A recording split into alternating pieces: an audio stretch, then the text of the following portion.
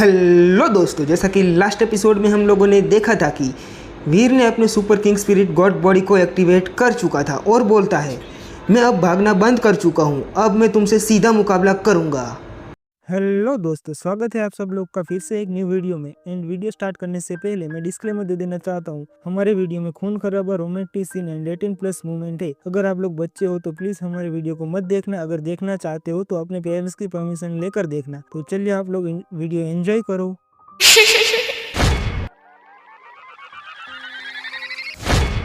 तो दोस्तों, एपिसोड शुरू करने से पहले मैं एक बात बता देना चाहता हूँ आप सब लोग को बहुत जल्दी। तो भाई लोग, यहाँ पर जिस जगह पर मैं एपिसोड बना रहा हूँ वहाँ पर जो कि एको वॉइस हो रही है ज़्यादातर, तो क्या आप लोगों ने लास्ट एपिसोड देखा होगा तो आई होप कि आप लोग को पता ही होगा। तो चलिए ज़्यादा देरी न करते हुए एपिसोड को शुरू करते हैं। तो एपिसोड की शुरुआत में ही हम लोग को दिखाया जाता है वह आदमी वीर के ऊपर अटैक करने के लिए आगे बढ़ता है। वीर ताया तरवाल से अटैक को ब्लॉक करने की ट्राई करता है, बट तुरंत ही वहाँ पर उस आदमी जो ताया तरवाल के इन्फेक्ट की वजह से दूर जाकर पानी में गिर जाता है। वह आदमी पानी से बाहर निकलकर बोलता है मैं तुम्हारे लिए फिर से वापस आऊँगा जब तक हम दोनों में से कोई एक नहीं बच जाएगा। वीर उस आदमी को भागता हुआ देखकर मन ही मन सोचता है सुपर किंग स्पिरिट मोड अत्यंत सीमित समय तक ही रहता है। अगर मैं अभी भी उसका पीछा करता हूँ तो जब तक मैं उसके तक पहुँचूंगा, पकड़ पाऊंगा, तब तक शायद मेरा सुपर किंग स्पिरिट मोड समाप्त हो चुका होगा और मैं खुद ही उसके पास जाकर खुद ही शिकार बन जाऊंगा। हमें कुछ देर बाद का अंडरग्राउंड सीन दिखाया जाता है जहाँ पर वीर ने अपने super king spirit God body को एग्जिट कर चुका था, जो कि वहाँ से बाहर आ चुका था सुपर गॉड बॉडी से।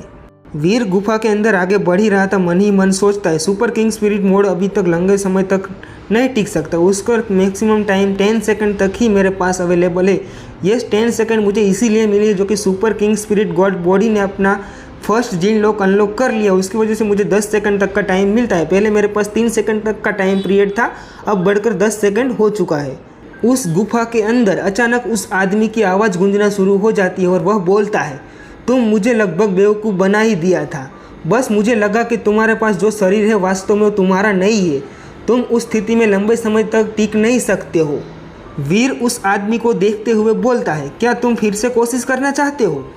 वह आदमी वीर को देखते हुए बोलता है एक डरावनी सी आवाज़ में, मैं यक्स किंग, तुम मेरे सामने ऐसी घटिया चालें चलने की हिम्मत कैसे कर सकते हो?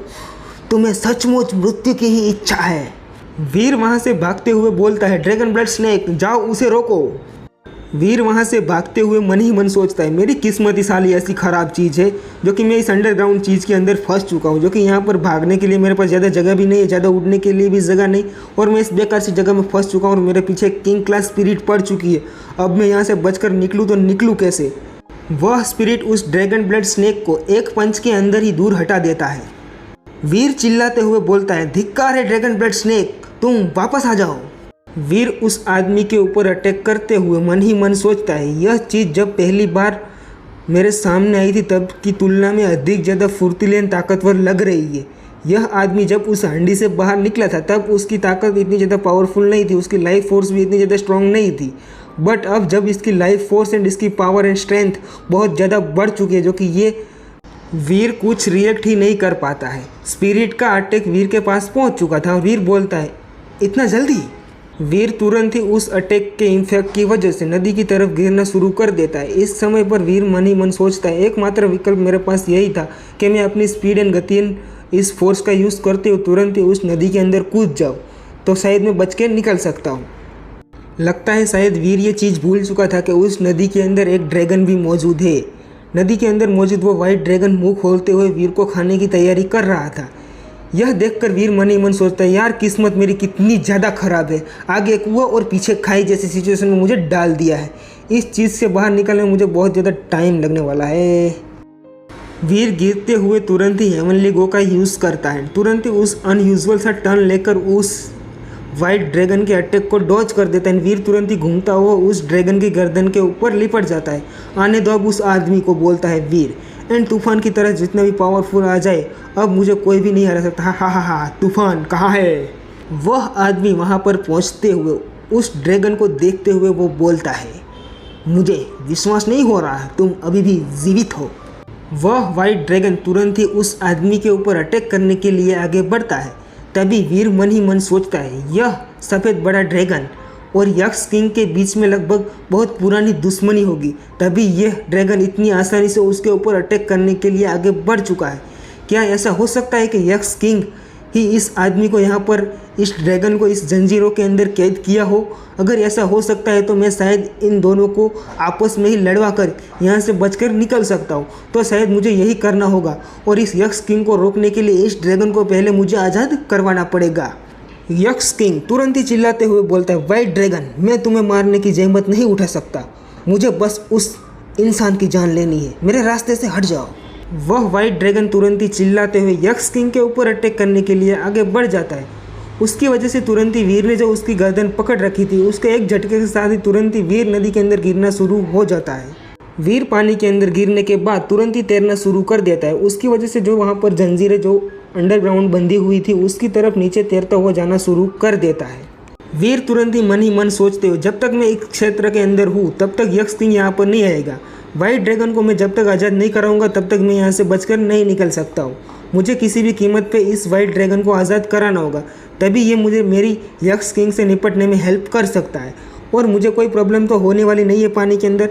और आप लोग को मैं बता दूं भाई लोग, आपको पता ना हो तो वीर को पानी के अंदर कोई प्रॉब्लम नहीं हो सकती, क्योंकि वीर के पास प्रोफेसर मंत्रा है। उसकी वजह से वीर अंडरग्राउंड सांस ले सकता है पानी के अंदर भी।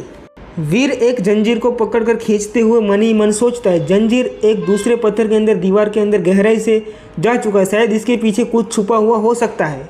छोड़ो इन सब चीज़ों को, पहले मैं इस वाइट ड्रैगन को आज़ाद कराता हूँ। वीर तुरंत ही ताया तरवल को घुमाकर उस जंजीर के ऊपर अटैक करना शुरू करते हुए मन ही मन सोचता है, मुझे जल्दी करनी होगी। अगर यक्स किंग की शक्ति बढ़ती रही, ऐसे ही सफ़ेद ड्रैगन उसे रोकने में कामयाब नहीं रह पाया, तो शायद मैं भी यहाँ पर मारा जा सकता हूँ। तो मुझे जल्द से जल्द इस वाइट ब्लड ड्रैगन को आज़ाद करवाना ही पड़ेगा।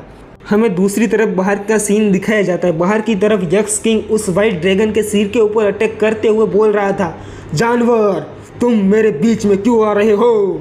हमें नदी के अंदर का सीन दिखाया जाता है। एक कच्चाक सी आवाज़ आती है, एक चेन टूट चुकी थी। वाइट ड्रैगन को भी यह महसूस हो चुका था कि उसकी एक चेन टूट चुकी है। वीर तुरंत ही और चेनों को तोड़ते हुए मन ही मन सोचता है, इस वाइट ड्रैगन को आज़ाद कराना इतना भी आसान नहीं रहने वाला, क्योंकि यहाँ पर मौजूद इस 6 चेन को मुझे जल्द से जल्द तोड़ना पड़ेगा। वीर लगातार ऐसे ही मेहनत करता रहता है। आखिरकार उसने सारी चेनें तोड़ भी दी थी, सिर्फ एक चेन ही बची थी जो टूटना बाकी थी। वीर को यह पक्का यकीन हो चुका था कि यह वाइट ड्रैगन ही उस अकेली चेन को अब तोड़कर यहाँ से भाग सकता है और उस यक्स किंग के ऊपर अटैक करने के लिए आगे बढ़ सकता है। तो भाई लोग, आई होप कि आप लोग को एपिसोड पसंद आया होगा। पसंद आया हो तो एक कमेंट कर देना, अगर मुझे कुछ सुधार करना है तो वो भी कमेंट में लिख देना। एंड नेक्स्ट एपिसोड बहुत जल्दी आ जाएगा। तो मिलते हैं नेक्स्ट एपिसोड में, तब तक के लिए bye bye and take care, love you भाई लोग।